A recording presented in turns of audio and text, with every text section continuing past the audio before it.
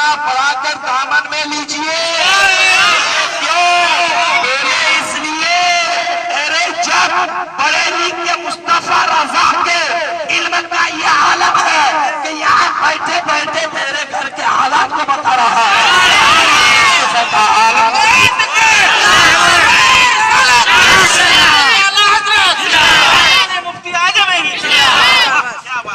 शरीफ सल्लल्लाहु अलैहि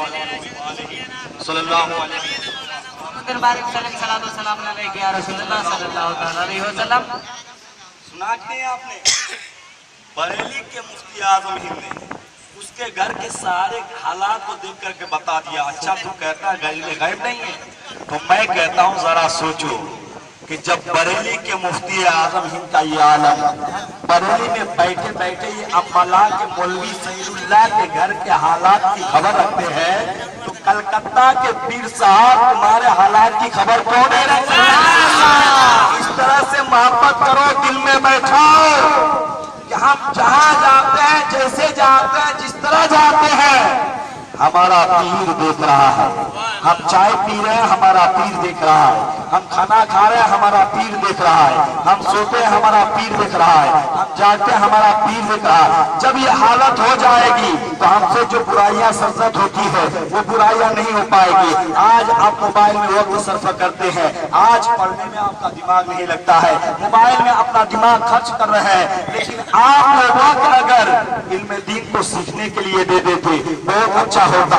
मोबाइल में पिक्चर देखते हो, लेकिन ये वक्त अगर दुरूद शरीफ पढ़ने के लिए दे देते तो तुम्हारे घर में भी बरकत होती, मकान में भी बरकत होती, दुकान में भी बरकत होती। और फिल्मी गानों में, मोबाइलों में इधर उधर देते हो, वो वक्त अगर नमाज पढ़ने में दे दो तो याद रखना तुम्हारी दुनिया भी सुधर जाएगी, तुम्हारी आखिरत। बोलिए आज कितने लोग हैं जिनको अमीर बनने की ख्वाहिश नहीं है? जरा हाथ उठाया तो।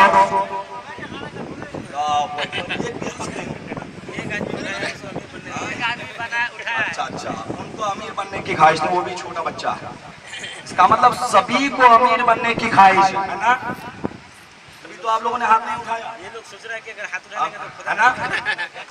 देखिए, अमीर बनने की ख्वाहिश सभी को है, और अमीर आदमी उस वक्त तक नहीं बनता जब तक कि उसका दिल अमीर नहीं। और याद रखिएगा, गरीबी वो चीज है कि अगर अमीर जिंदगी भर तरसता जाए तो उसको गरीबी नहीं। मेरे नबी फरमाते हैं मैं गरीब ही में रहना पसंद करता हूँ, इसलिए कि गरीब अमीर से 40 साल पहले जन्नत में जाएगा। बोलिए, तो सभी को अमीर बनने की ख्वाहिश है ना? है कि नहीं? नहीं है? मैं आपसे नुस्खा दे रहा हूँ। बुजुर्गों से को आप जानते हैं कि नहीं? बड़े पीर को जानते हैं ना? चलिए, आपका एक शख्स आपका मुरीद आया, हुजूर दुआ फरमा दीजिए कि मैं अमीर हो जाऊं। दुआ फरमा दे अमीर हो जाओ। गौसे पाक ने फरमाया जाओ नमाज की पाबंदी करो, अमीर बन जाओगे। आज हमारी सोच क्या है? नमाज के लिए 15 मिनट का वक्त देंगे, इधर 15 मिनट में नहीं तो नहीं कम से कम 45 रुपए कमाई कर लेंगे, है ना? ये तो है ना? अल्लाह, जिसने पैदा किया है उसके लिए आपके पास वक्त नहीं, और दौलत कमाने के लिए वक्त है। लेकिन सोचो, मेरे गौसे पाक फरमाते हैं जाओ नमाज की पाबंदी करो, अमीर हो जाओगे। आपका मुरीद जाता है और नमाज की पाबंदी करता है। फजर में अजान के बाद फौरन पहुंच गया, जोहर में पहुंचा, समय यानी जब से गया है साल भर तक नमाज की पाबंदी करता रहा। जब 1 साल का वक्त गुजरा, फिर गौसे पाक के दर में हाजिर हो गया, थैली में कुछ लेके हाजिर हुआ, अशरफियों को लेके, और गौसे पाक की खिदमत में पेश किया, हुजूर ये आपके लिए तोहफा है। आप आलिमों को तोहफा देते हैं? नहीं देते ना? तोहफा दिया कीजिए, ये सुन्नत रसूल है। क्या है? सुन्नत रसूल है। आलिम को आपके तोहफे की जरूरत नहीं, लेकिन याद रखना आलिम से मोहब्बत करोगे तो इसी तोहफे की वजह से जन्नत में जाने का हकदार बन जाओ। हुजूर ये तोहफा है, कबूल कीजिए। बोले कौन सा तोहफा? हुजूर 1 साल पहले आया था, मैंने आपसे कहा था कि अमीरी के लिए दुआ कर दीजिए, बहुत गरीब हूँ। आपने नमाज की पाबंदी के लिए कहा था। हुजूर जिस दिन से आपने कहा था उस दिन का वक्त है, उस वक्त से लेकर आज तक आपके मुरीद की कभी जमात कज़ा नहीं हुई, नमाज नहीं छूटी, नमाज की पाबंदी करता रहा। तो रब ने मेरे घर में ऐसी दौलत दिया, ऐसी दौलत दिया कि आज वो दौलत शुमार से बाहर है। उसे आप पाक फरमाते जाओ और नमाज की पाबंदी करो। तो मैं पूछना चाहता हूँ, हम अमीर बनने की ख्वाहिश रखते हैं, नमाज के करीब नहीं जाते, रोजे के करीब नहीं जाते, ज़कात नहीं अदा करते, अल्लाह की राह में खैरात नहीं करते। मैं कहता हूँ आपको जिसने ये दौलत दिया है, आपको जिसने ये माल दिया है, ये सरवत दिया है, जब आप उसके रास्ते में खर्च नहीं करेंगे इस दौलत में बरकत कैसे हो पाएगी। और याद रखना, अगर आपने अल्लाह के रास्ते में खर्च किया तो आपकी दौलत वो दौलत नहीं बल्कि रहमत बनती हुई नजर आ जाएगी। सल्लल्लाहु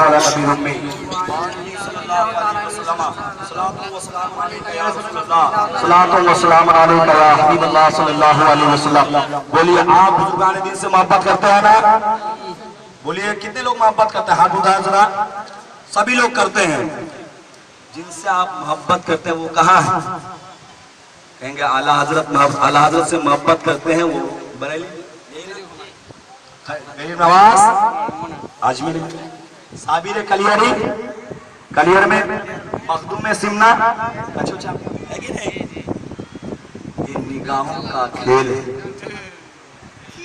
हम जहां मरते हैं वहीं रहते हैं, और अल्लाह का नेक बंदा चाहे कहीं भी मरे वो मदीने में रहते हैं। हम जहां मरते हैं वहीं रहते हैं। अल्लाह का नेक बंदा जब मरता है, मेरे नबी उसको इधर उधर रहने नहीं देते। कहाँ जाने देते हैं? बल्कि मदीने बुला लेते हैं। आप कहेंगे मुफ्ती साहब इसका सबूत कैसे कह रहे हैं? मैं कहा था हिंदुस्तान की सरजमीन पे इल्म हदीस को फैलाने वाला सबसे पहला मुहक्किक अब्दुल्लाह मुहद्दिस दहलवी अलैहि रहमा, सुभान अल्लाह, दिल्ली में आप तशरीफ रखते हैं, सरजमीन मदीना में इल्म हदीस को सीखा। इल्म हदीस जब आपने मुकम्मल किया, मेरे नबी ख्वाब में तशरीफ लाए, फरमाते अब्दुल्लाह चले जाओ हिंदुस्तान, वहां जाके इल्म हदीस फैला। अर्ज करते हैं या रसूल अल्लाह, मिशकात पढ़ा तो आपके रोजे को देखा, मजार को देखा, मदीने की गलियों को देखा, आपके मजार के जालियों को देखा, हदीस पढ़ता गया, आपके मजार की जियारत करता गया मेरे आका। अगर हिंदुस्तान चला जाऊंगा तो आपके मजार की जियारत कैसे हो पाएगी? आवाज आपकी अब्दुल हक, जब तक मदीने में हदीस पढ़ता रहा तो मेरे मजार को देखता रहा। आप जाओ, मैं तुम्हें हिंदुस्तान भेज रहा हूं, और वहां जा करके जब चाहोगे, जैसे चाहोगे, जिस तरह चाहोगे, जहां चाहोगे, मुझे याद कर लेना। वहां मजार नहीं, मुस्तफा तुम्हें अपना दीदार कराएगा। वही अब्दुल्लाह मुहद्दिस दहलवी अलैहि रहमा दिल्ली में आ गए, हदीस पढ़ा रहे बच्चों को। ऐसी हदीस आई कि मुनाफिक मदीने में नहीं रहेंगे। क्या नहीं रहेंगे? मुनाफिक जानते हैं ना? आपके सामने कुछ और बोला, आपके पीछे कुछ और बोला, वो क्या है? मुनाफिक है। हदीस में आया कि मुनाफिक मदीने में नहीं रहेंगे। एक शागिर्द ने कहा, हुजूर ये आप क्या बात कर रहा है? इस वक्त तो ज्यादातर मदीने में वही रहते हैं, वही खाते हैं, वही पीते हैं, वही सोते हैं, वही जागते हैं, वहीं पे मरते हैं। आप कहते हैं मुनाफिक मदीने में नहीं रहेंगे। आप फरमाते हैं बेटा जाओ, बात अगर समझ में नहीं आई तो कल समझ में आ जाए। सुभान अल्लाह, बोलिए सुभान अल्लाह। पाक के नाम पर एक बार बोलिए, अल्लाह के नाम पर बोलिए। बेटा जाओ, बात समझ में आ जाएगी। गया बच्चा घर, नमाज इशा की पढ़ा, खाना खाया, सोया, तो क्या देखता है ख्वाब में? जन्नतुल बकी शरीफ है। सुभान अल्लाह। ये बात बताएं कि आपके इलाके में जहां मुर्दे दफनाए जाते हैं उस जगह को क्या कहते हैं? बोलिए। कब्रिस्तान। दिनाजपुर वाले क्या कहते हैं? कब्रिस्तान। किशनगंज वाले قبرستان، بنگال والے، بہار والے، یوپی والے، دلی والے، ہریانہ والے پوچھیں گے آپ پوری دنیا سے کہ جہاں مردے دفنائے جاتے ہیں اس کو کیا کہتے ہو؟ تو سبھی بولیں گے قبرستان کہتے ہیں، لیکن سبحان اللہ یاد رکھو میرے نبی کے جہاں قدم مبارک لگ گئے ہیں اب اس کو قبرستان نہیں کہا جائے گا، اگر کہا جائے گا تو جنت البقیع کہا جائے گا۔ کیا کہا جائے گا؟ جنت۔ تو شاگرد گیا خواب میں دیکھا کہ جنت البقیع ہے، اور کچھ لوگ اونٹوں سے باہر سے لاشوں کو اونٹوں کے ذریعے لاتے ہیں یہاں دفنا رہے ہیں، اور کچھ لوگ لاشوں کو نکال کر باہر لے جا رہے ہیں۔ سبحان اللہ۔ گیا صبح کلاس میں، اور حضرت عبداللہ محدث بنی فرماتے ہیں بیٹا بات سمجھ میں آ گئی؟ بولے حضور بات تو سمجھ میں آ گئی، اور ذرا سمجھا دیں۔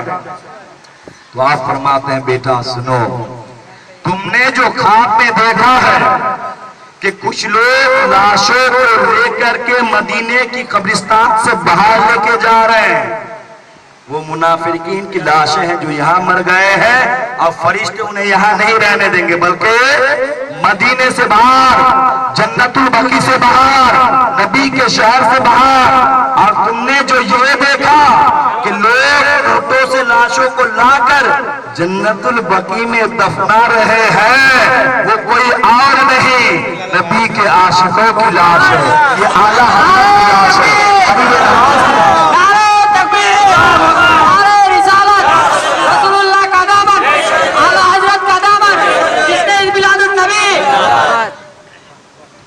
تو اگر نبی کا عاشق کہیں بھی انتقال کر جائے، بریلی ہو، کچوچا ہو، اجمیر ہو، کہیں بھی ہو، میرے نبی ان کو مدینے میں بلا لیتے ہیں۔ میں پوچھنا چاہتا ہوں ارے جب نبی سے محبت کرنے والا مر جائے ہندوستان میں تو نبی ان کو بلا لیتے ہیں مدینے میں، اب جب دنیا میں ہے نبی سے محبت کرتے ہیں، میدان قیامت میں نبی جھنڈا لے کر کے کھڑے ہوں گے، بولو کیا تمہیں دوزخ میں جانے دیں گے؟ جانے دیں گے؟ تو کہاں جاؤ گے؟ جنت میں۔ اور یاد جنت میں تو جانا ہے۔ بیٹھا رہتا تھا، ارے نماز کے وقت مارکیٹ میں گیا تھا، اذان ہونے ٹی وی دیکھ رہا تھا، یہ لوگ کہاں چلے گئے؟ تو سبھی چلے جائیں گے نبی کے دامن رحمت میں۔ کہاں جائیں گے؟ تو اب میں آپ کو بتاؤں، آپ کے علاقے میں اگر باپ بہت غصہ ہو جائے بچے پر اور تلاشتا پھرے اور بچے نے ماں دور کر کے ماں کے گود میں سے چہرہ چھپا دیا، تو آپ باپ چلاتا تھا کہاں گیا کہاں گیا؟ بچے نے صرف آنکھ چھپا لیا ہے، دیکھ رہا باپ کچھ کرتا ہے؟ بولیے۔ جب ماں غصے میں آتی ہے بچہ دوڑ کے باپ کے گود میں صرف آنکھ چھپا لیتا ہے، چہرہ چھپا لیتا ہے، ماں دیکھ رہی ہے پھر بھی چلاتی پھرتی ہے کہاں گیا بچہ کہاں گیا؟ آج اس کی ہڈیاں توڑ دوں گا، لیکن ماں کو ہنستی ہے؟ بولیے۔ بولتی ہے نہیں۔ سبحان اللہ۔ تو وہاں فرشتے دیکھ رہے ہوں گے کہ یہ نماز کا چھوڑنے والا دیکھو ادھر جا رہا ہے، یہ دیکھو نہ وہ روزہ نہیں رکھ رہا تو وہ وہاں گھسا ہوا ہے، وہ دیکھو زکات نہیں دے رہا تو ادھر جا رہا ہے۔ فرشتے سب دیکھ رہے ہوں گے، لیکن جب آپ اور ہم نبی کے دامن رحمت میں اپنا چہرہ چھپا دیں گے، کسی کے اتنا ہمت نہیں کہ ہمیں نکال لے، کیوں؟ اس لیے کہ ڈھونڈائی کرے صدر قیامت کے سپاہی، وہ کس کو ملے جو تیرے دامن میں چھپا۔ نبی کے دامن میں پناہ لیں گے تو کوئی ملے گا؟ کوئی نکال سکتا ہے؟ تم محبت ایسی کرو کہ نبی تمہیں بچا لے، محبت صحیح کرو کہ جب تم گنہگار کی وجہ سے گناہ کی وجہ سے جہنم کی طرف جاؤ، میرے نبی تمہارا انتظار کرے جب تک میرا عاشق جنت میں نہیں جائے گا تو میں بھی نہیں جاؤں گا۔ سبحان اللہ۔ یہ کریں گے نا اس محبت؟ کریں گے کہ نہیں کریں گے؟ تو اس کی محبت کرنے کے کچھ ثبوت کے طریقے ہیں۔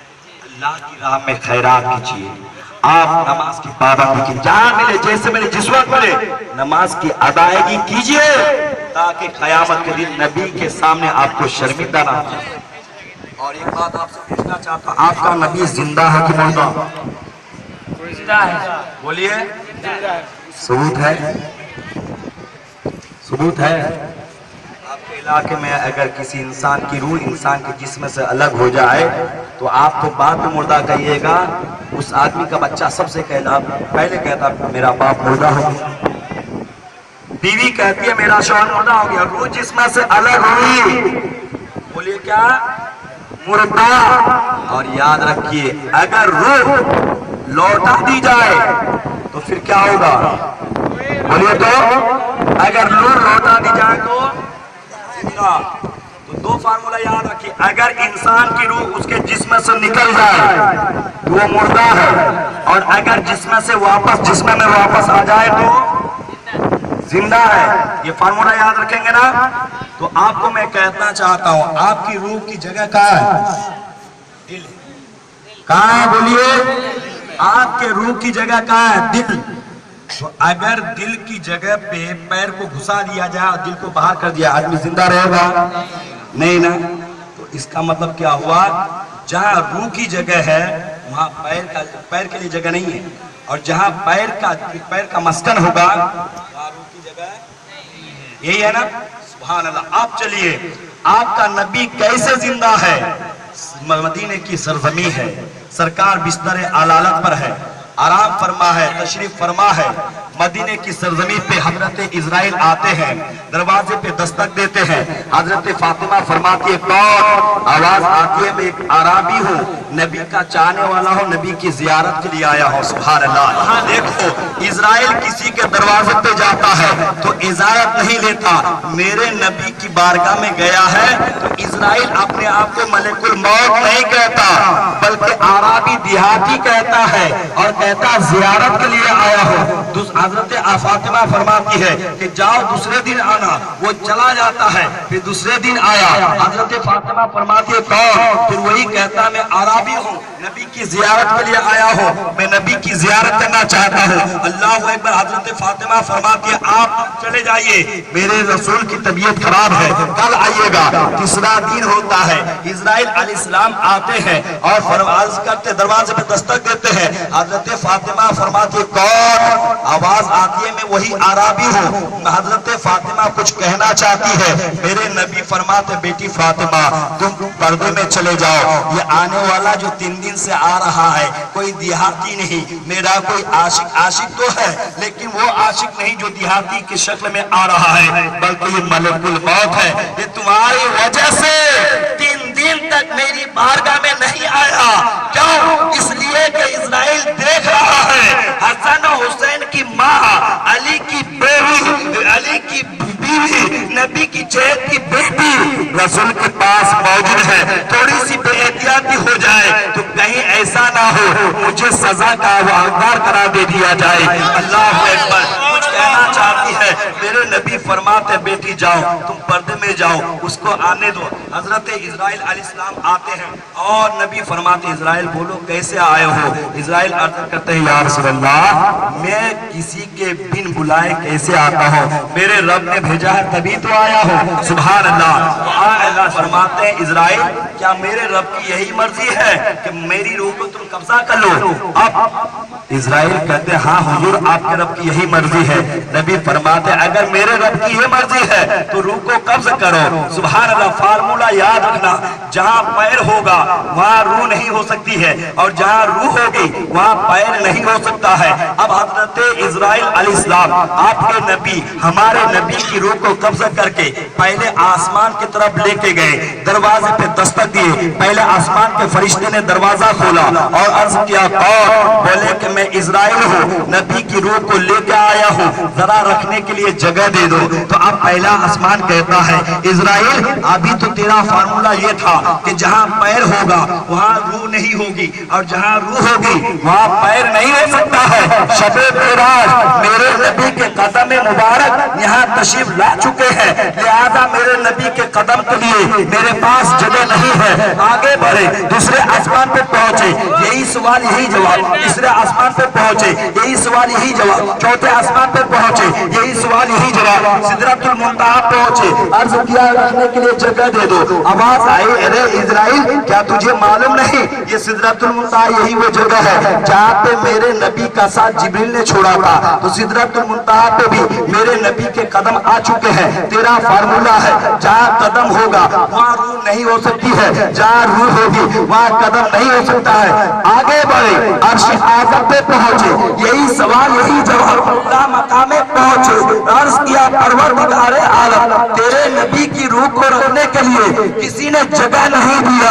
آواز آتی ہے اے اسرائیل جگہ کیسے دے گا؟ تیرا فارمولہ ہے, تیرا اصول ضابطہ ہے, جہاں قدم ہوگا وہاں روح نہیں ہو سکتی ہے, جہاں روح ہوگی وہاں قدم نہیں ہو سکتا ہے. اے اسرائیل اب میری بارگاہ میں بھی میرے نبی کے روح کو رکھنے کے لیے جگہ نہیں ہے. بولے کیوں پروردگار عالم؟ بولے ارے دیکھا نہیں شب معراج میں نے اپنے نبی کو بلایا تھا, کبھی میرا نبی مجھے دیکھ رہا تھا, میں اپنے نبی کو دیکھ رہا تھا, میں میرے نبی کو نواز رہا تھا, میں دے رہا تھا, وہ لے رہے تھے. شب معراج میرے نبی کے قدم مبارک یہاں بھی آ چکے ہیں. تیرا فارمولہ ہے جہاں قدم ہوگا روح نہیں ہو سکتی ہے, جہاں روح ہوگی قدم نہیں ہو سکتا ہے. اسرائیل عرض کرتے ہیں پروردگار عالم تو آخر تیرے نبی کی روح کو رکھو تو رکھو کہا. آواز آتی ہے اے اسرائیل جس دل سے نبی کی روح کو نکال لایا ہے اس دل میں لوٹا.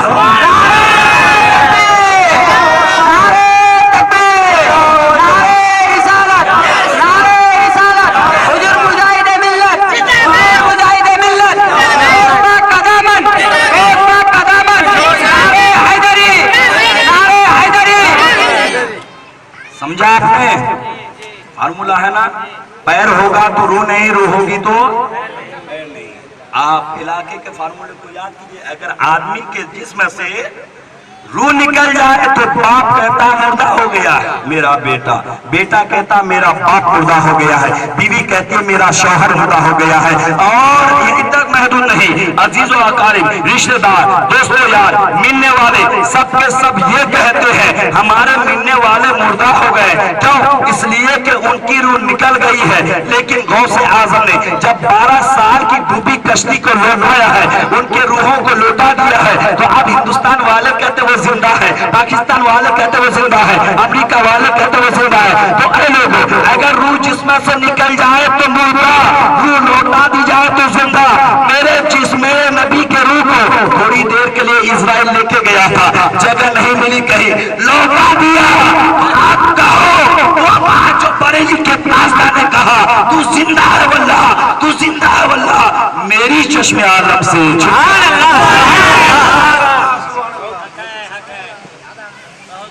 بولیے آپ کے نبی زندہ ہے کہ مردہ ہے؟ میرے نبی کا معاملہ تو کچھ اور ہے. اللہ کے ولیوں کا تو یہ حال ہے. سبحان اللہ, ہم کہتے ہیں زندہ, ہم تو اللہ کے ولیوں کو مردہ نہیں کہتے. اور اللہ کے ولیوں کا پاور اتنا ہوتا ہے. لکھنؤ کبھی گئے آپ؟ اگر کوئی گیا ہوگا تو وہاں کے ایک مشہور بزرگ ہیں جن کا نام ہے حضرت مخدوم شامی. کیا نام ہے؟ حضرت شامینا.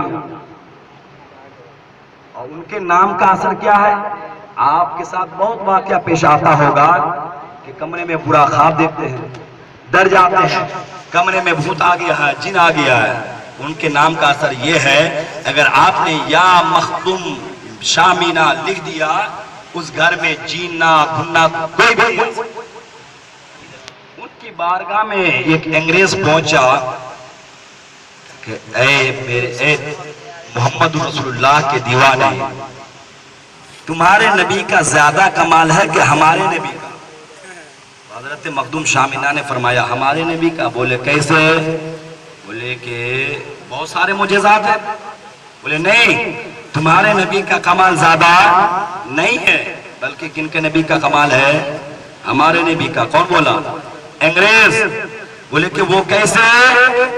کہ ہمارے نبی حضرت عیسیٰ روح اللہ علیہ السلام ایک وقت میں کئی جگہ حاضر ہو جایا کرتے.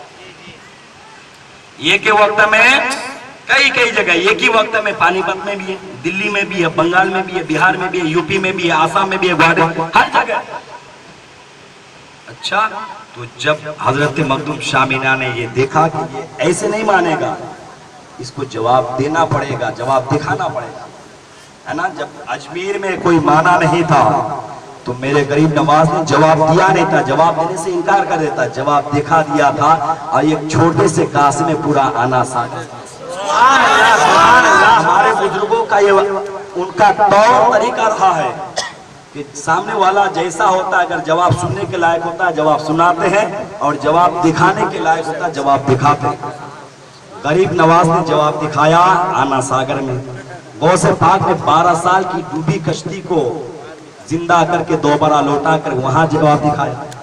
اور جب جب حضرت مخدوم شاہ مینا نے دیکھا کہ یہ انگریز، یہ عیسائی ایسے نہیں مانے گا، جواب دو تو مانے گا نہیں، انکار کرے گا، دلیل رد کر دے گا، آپ املی کے پیڑ کے نیچے، املی کا پیڑ جانتے ہیں نا، تیتول، املی کے پیڑ کے نیچے قرآن کی تلاوت کر رہے تھے۔ سبحان اللہ۔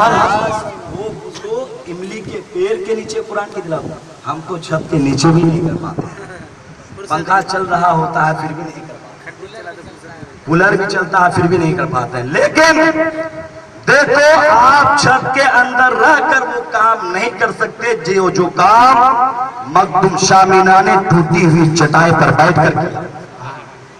فرماتے اچھا تیرے نبی کا یہ کمال ہے تو دیکھ، میرے نبی کا کمال تو دور کی بات ہے، ان کے غلام مولا علی کا کمال تو دور کی بات ہے، غوث کا کمال تو دور کی بات ہے، ذرا میرا کمال دیکھیں۔ بولے کیا کمال ہے؟ بولے نگاہ اٹھاؤ اور املی کے ہر پتے پر دیکھو کون نظر آ رہا ہے۔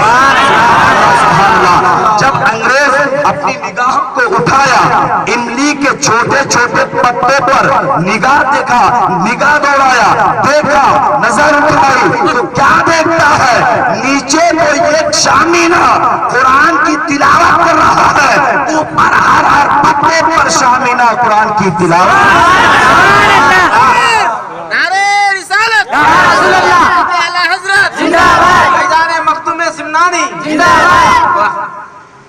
ہر پتے پر قرآن کی تلاوت ہو رہی ہے۔ اور یاد رکھے گا، اگر آپ کسی سے مرید ہیں تو آپ کا پیر آپ سے بے خبر نہیں۔ کیوں؟ اس لیے کہ تاریخ بتاتی ہے، حضور وارث پاک کی خدمت میں ایک شخص پہنچا،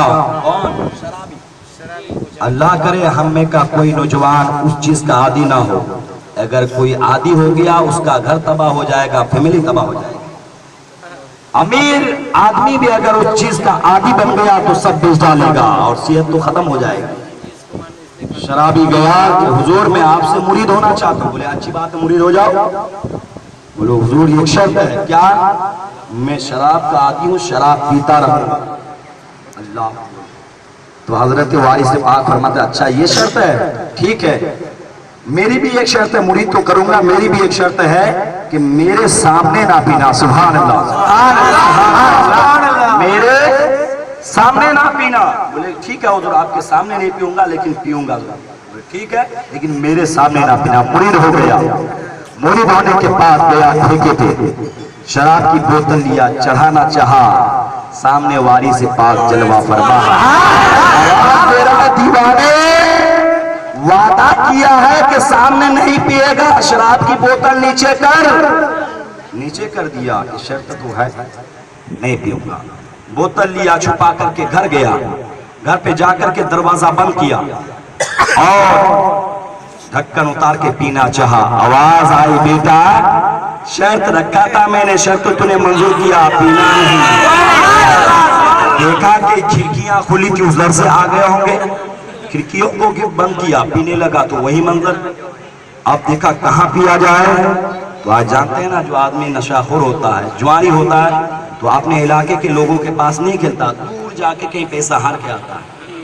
محنت کی کمائی، خون کی کمائی وہ تھوڑی دیر میں گنوا کے آتا ہے، پھر دوسرے کی جیب مارتا ہے۔ لیکن سنو، اللہ کے ولی کی نظر، جب وہ مرید دیکھا کہ وہ ٹھیکے پہ بھی میرے پیر، گھر میں بھی میرے پیر، کھیت میں بھی میرے پیر، ہر جگہ واری سے پاک ہی نظر آتے ہیں۔ آپ دیکھا کہ ایک جگہ ہے ایسی جہاں پہ وہ نہیں آ سکتے، گھر کے مچان پہ پہنچا اور سوراخوں کو کپڑوں سے بند کر دیا تاکہ کسی طرف سے کوئی روشنی نہ آنے پائے، اور بیٹھ کر کے شراب کے بوتل کے ڈھکن کو اتارا، پینا چاہا۔ آواز آتی ہے، بیٹا تیرا پیر تجھ سے بے خبر نہیں ہے، تجھے دیکھ رہا، تو نے وعدہ کیا ہے کہ میرے سامنے نہیں پیے گا، میرے سامنے مت پی، بوتل پھینک ڈال۔ سبحان اللہ،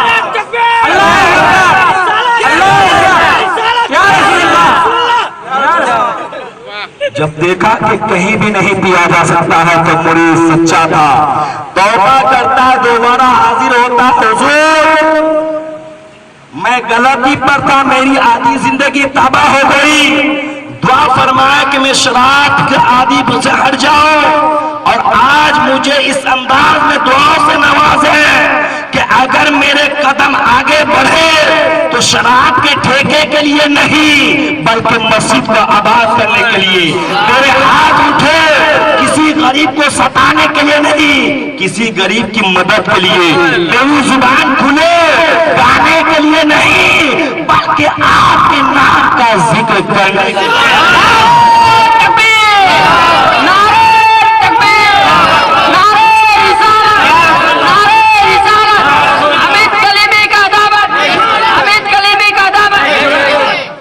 درود شریف صلی اللہ علیہ نبی الامی وآلہ صلی اللہ علیہ وسلم، صلاۃ و سلام علیک یا رسول اللہ۔ میں کہنا یہ چاہتا ہوں